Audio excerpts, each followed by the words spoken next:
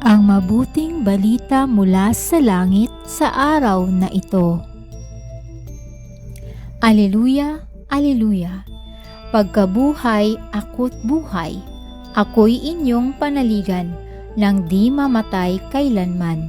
Aleluya, aleluya. Ang mabuting balita ng Panginoon ayon kay San Marcos. Pinupuri ka namin, Panginoong Hesukristo. Noong panahong iyon, may ilang Saduseyo na lumapit kay Jesus. Ang Saduseyo ay naninindigan na hindi muling bubuhayin ang mga patay. Guro, anila, naglagda po si Moises ng ganitong batas para sa amin.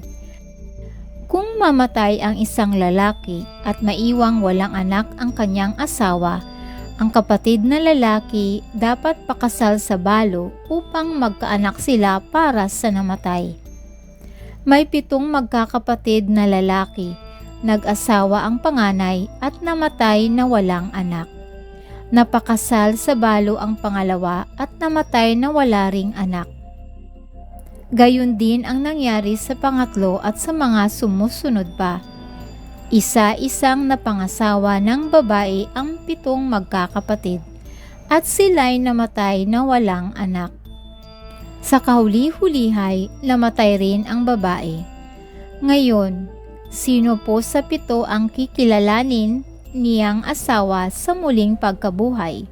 Yamang napangasawa niya silang lahat. Sumagot si Jesus, "Maling-mali kayo. Alam ninyo kung bakit?